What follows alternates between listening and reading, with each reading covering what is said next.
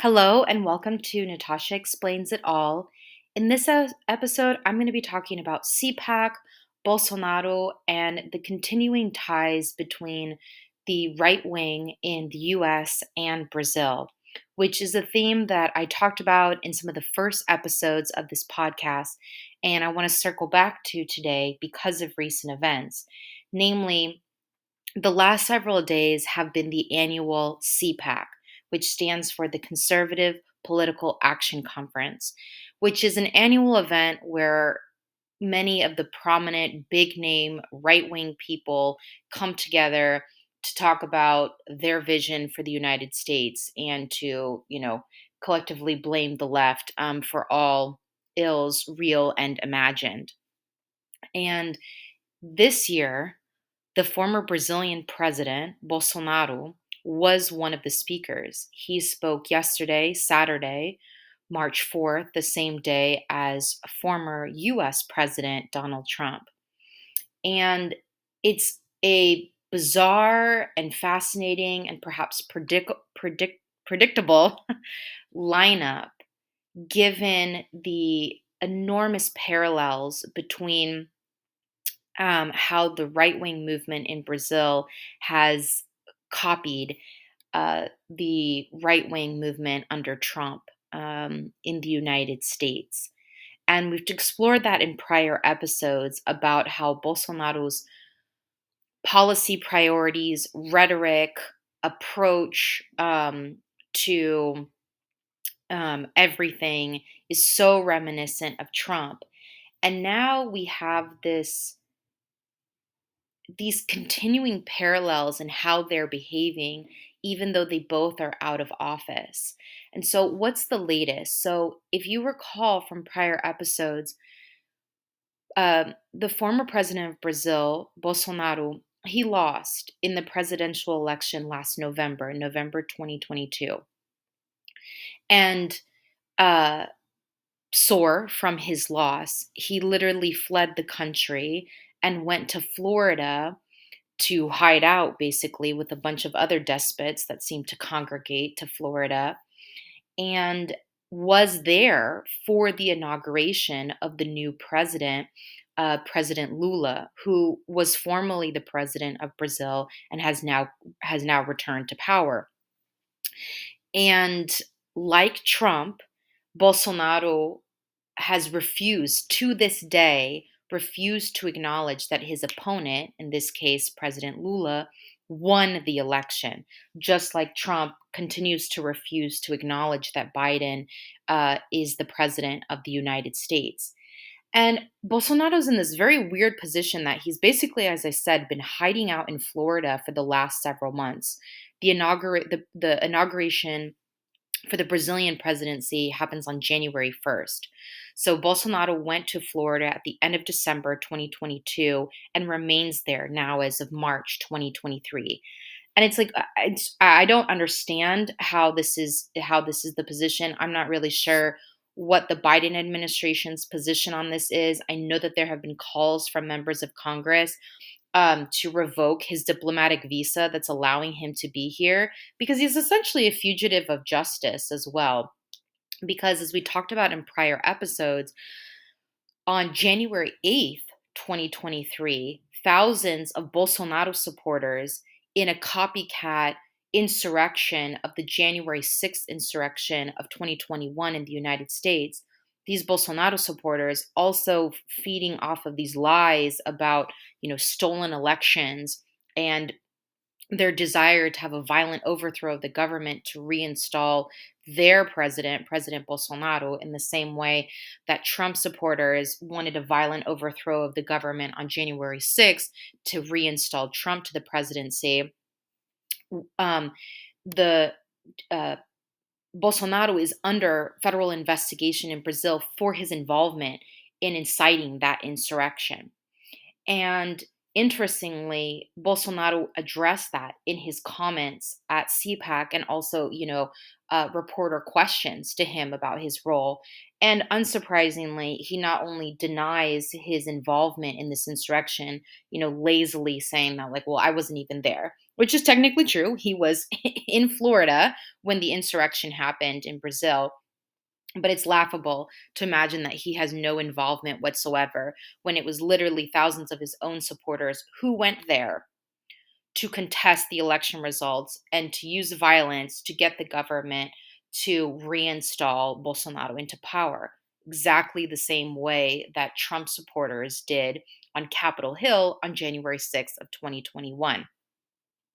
And so Bolsonaro also said in his CPAC comments that he plans to return to Brazil, um, and which is kind of weird because I mean he's facing serious investigations in Brazil. So I'm not really sure if he actually means that or what.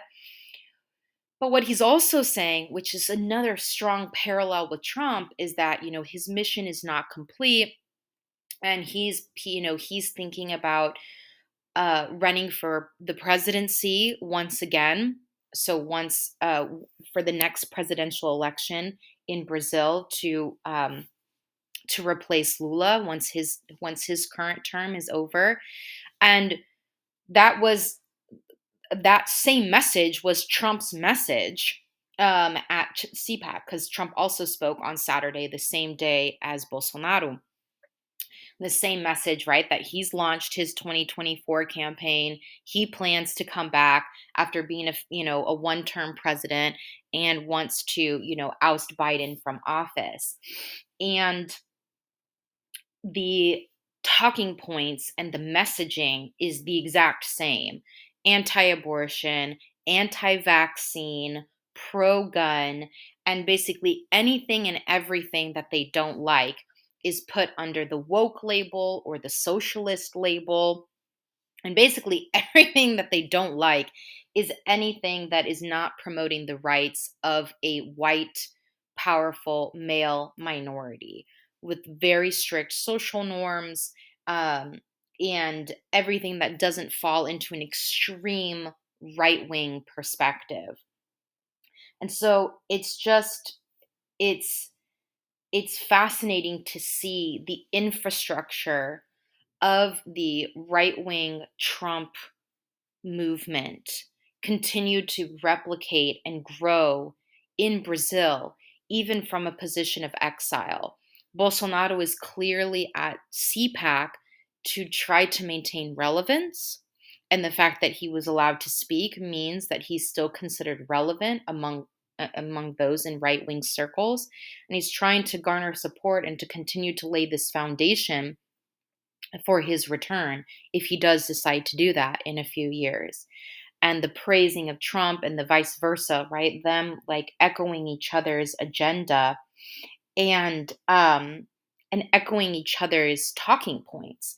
The panel, um, excuse me, in addition to Bolsonaro being present at CPAC and being one of the, mainline speakers, his son, Eduardo Bolsonaro, who also is a member of the Brazilian Congress, he not only organized like a Brazilian version of CPAC, but at this US CPAC just these last few days, he also spoke on a panel titled, quote, "The Red Menace Comes to the Americas," close quote.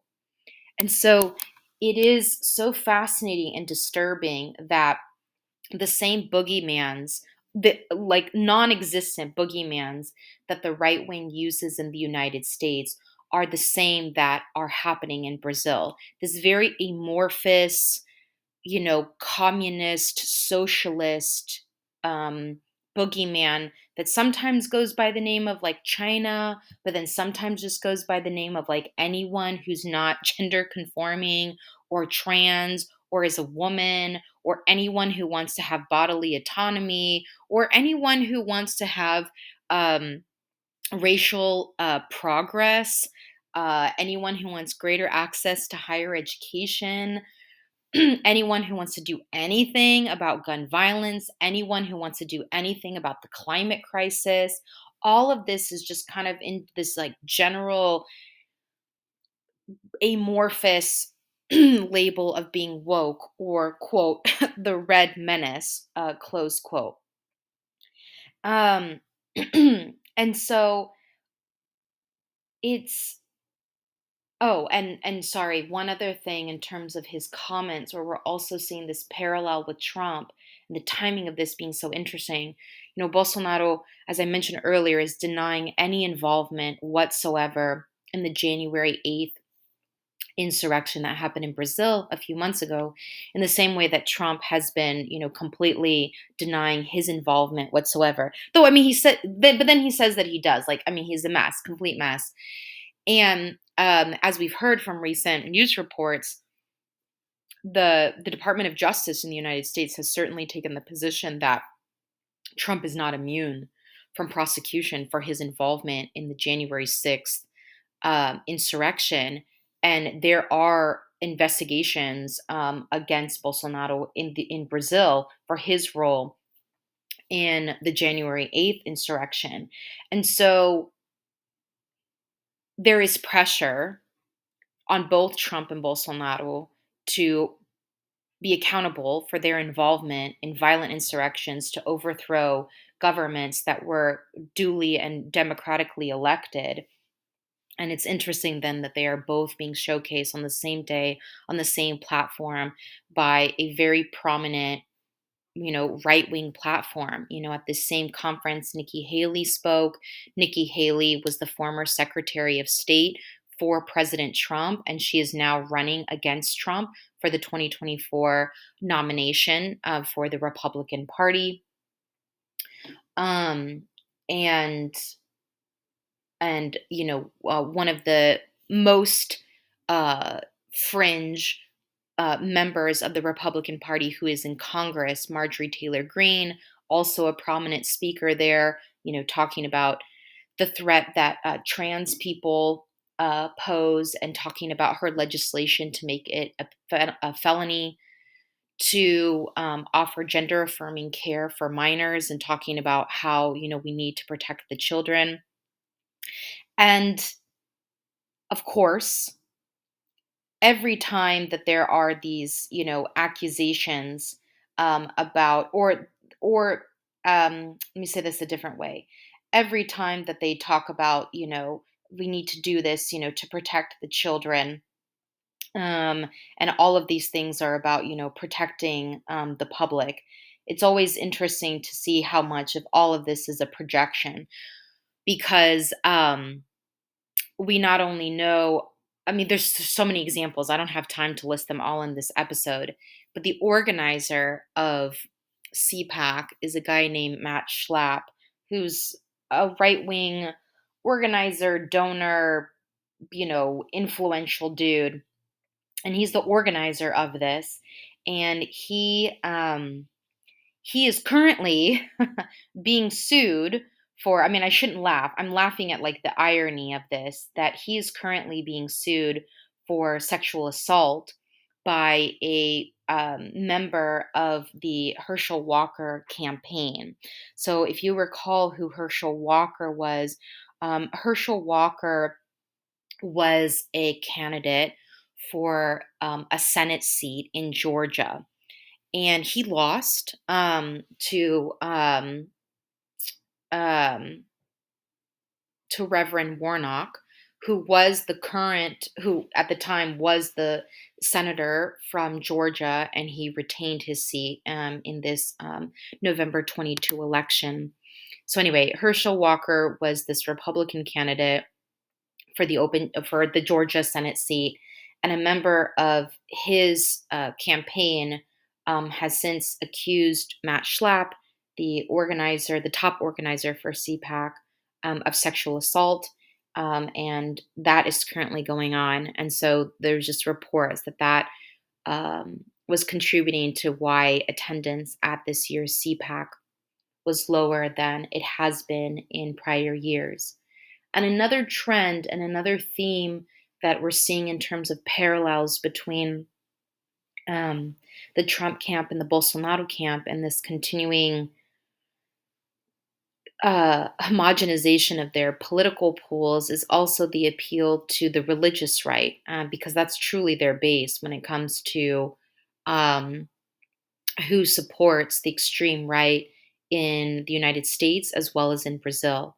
So, hence their positions of being anti abortion, hence their positions of being anti trans. Um, and the same, yeah, that same language was, and also anti vaccine for that matter, also brought up in Bolsonaro's um, presentation at CPAC. And learning that Bolsonaro is considered relevant enough still to be speaking at um, CPAC as well as other events.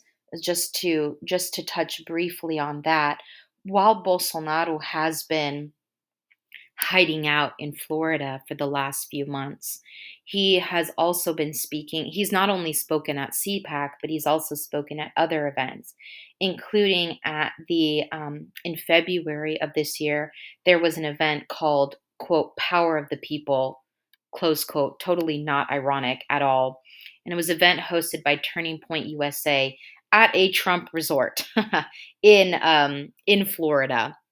And Turning Point USA is one of these right wing organizations that was started by Charlie Kirk. And Charlie Kirk is like a Ben Shapiro. They're these grievance grifters who their entire grift is complaining about problems real and fictitious.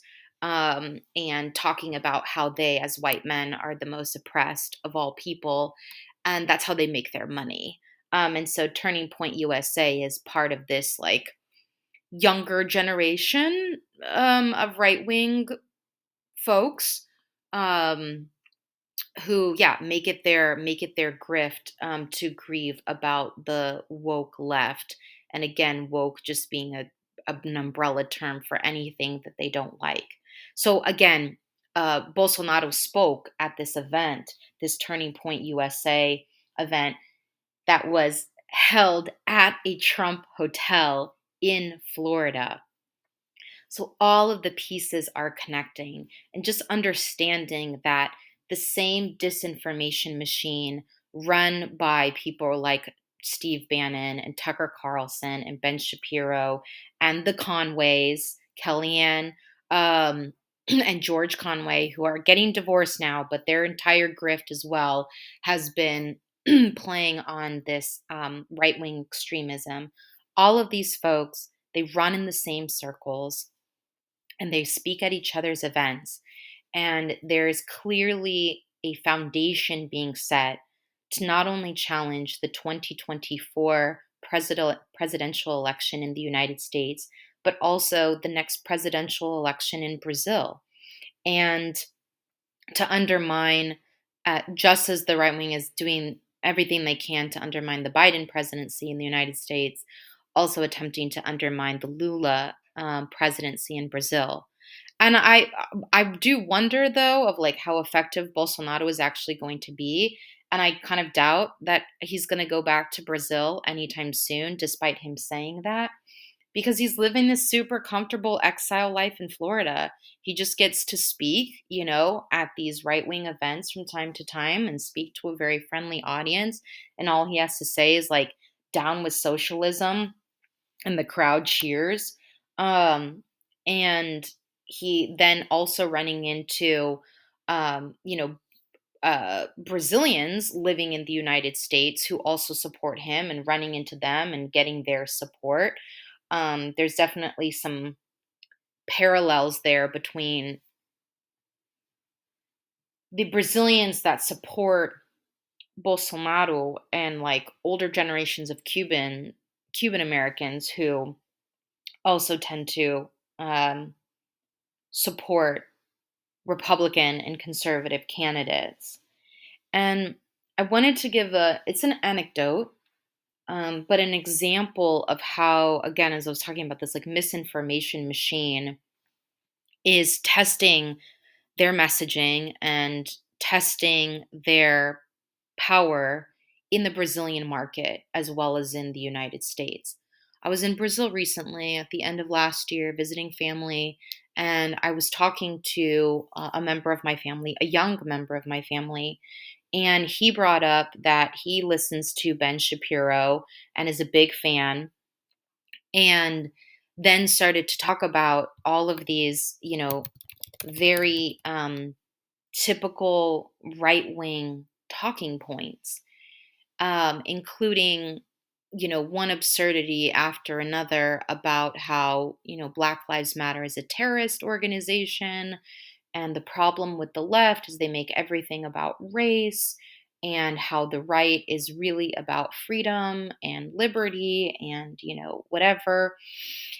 And I was certainly taken aback by these comments and definitely had to correct him in the moment, because we can't just say things like that, without foundation, as they are always said.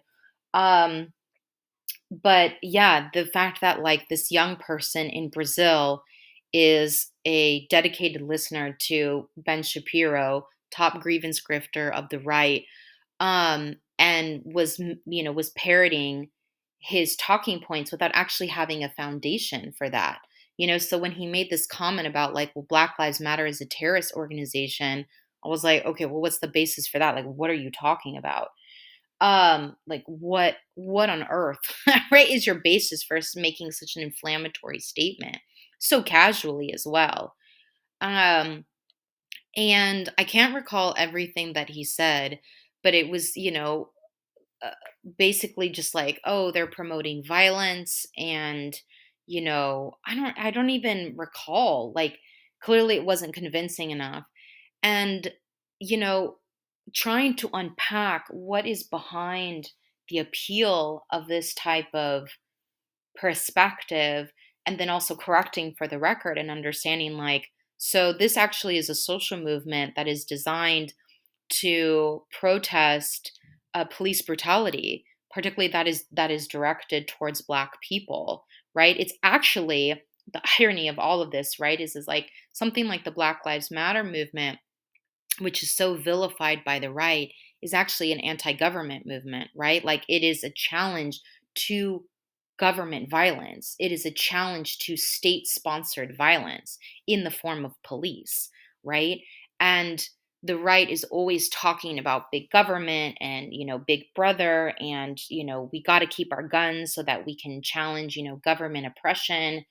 And yet, when it comes to actual forms of government oppression, they either ignore it in the case of police brutality and that form of state sanctioned violence, or they encourage and promote that violence, either by doing nothing about gun violence, either by doing nothing about the opioid epidemic, besides just wanting to throw people in prison, which we know doesn't solve addiction issues, or creating, yeah, more forms of violence, like all of the anti-trans legislation, and whether it be, the denial of gender affirming care, or banning the discussion of anything related to trans identity or queer identity in the classroom. Those are all forms of violence and will result in more people dying. The rates of suicide and self-harm among those that are queer go up when you have such types of bans and they can't get the type of care that they need. The right is also promoting anti abortion legislation and criminalization of abortion, so that not only people who are pregnant, but medical providers, pharmacists, in Texas, it's so broad, it really could be even like your Uber driver that drives you to a clinic, could all be criminally and civilly penalized um, for providing you with reproductive care.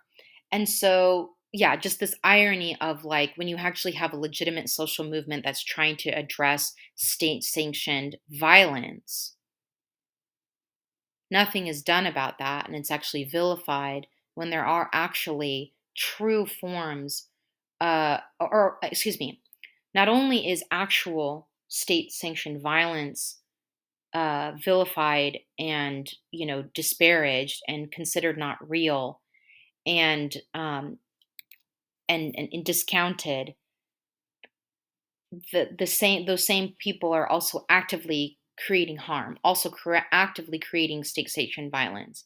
They are promoting government imposed bans and criminalization and neglect that is harming people's lives.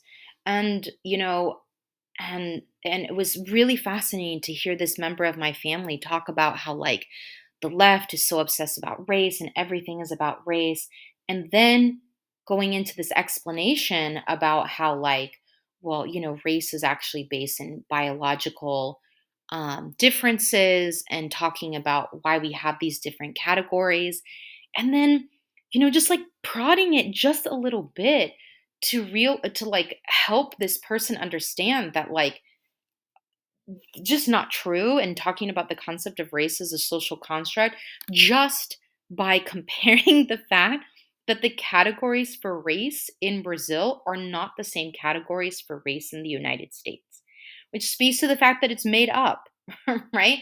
Because I was talking to him about like the one drop rule in the United States, which doesn't exist in Brazil. That's not how it works. So what I'm referring to there is in the United States, the traditional interpretation of race in terms of classifications has been this concept of one drop. If you're even a tiny bit black, you are classified as black with all of the accompanying racism, exclusions, and mistreatment that come from that. So, if you are someone you have a white parent and a black parent, well, you will be treated as a black person in American society. If you look black, you will be treated accordingly. And in Brazil, it's more complicated. Like there are other terminologies, there are other categories. Um, um, there are other categories, and there are other like names and things that just don't exist in the US. Like there's names like and categories like moreno or pardo that don't exist in the US. And every country has their own names and labels for whatever made up classifications they have about race. And so anyway, my point there is that this particular member of my family, my Brazilian family, saw someone like Ben Shapiro as a legitimate source of information about American politics, and saw that as relevant to what was happening in Brazil, and was drawing these parallels, and was trying to speak with authority about American social movements like Black Lives Matter, and talking about race, and then with just a little bit of exploration, understanding that like this attempt to take exactly the American right wing pattern and place that on top of the Brazilian context does not work. There are many parallels in US and Brazilian history, and that's what these various episodes have been talking about. But it's not a one for one. And therefore, that reveals so much of this is made up, and how much of this is just meant to promote division, and to promote misinformation, and to promote harassment, and uh, and demonization of those who are different. And I talked about it in a prior episode about like the gun issue, for example. One of the things that Bolsonaro really attempted to import from American culture was gun culture to Brazil. And there are some that have applauded it, but there are many that are not, because the culture is not the same. The gun culture in the United States is much stronger than it is in Brazil. And there's many reasons for that, including the fact that there is no constitutional right to firearms in Brazil. We've also talked about the recent history of having a military dictatorship in Brazil has also colored people's outlook on things, in comparison to that not being, the case in recent history in the United States. So anyway, it's kind of some loose thoughts today. But since both Trump and Bolsonaro recently spoke at this conference, I thought I would share a little bit about that. And we'll see what happens now. Will Bolsonaro go back to Brazil and face justice? Or will he continue to just hobnob with Trump and the Charlie Kirks of the world in Florida, where he's comfortable riding his grift? We shall see. Thanks for listening. See you next time.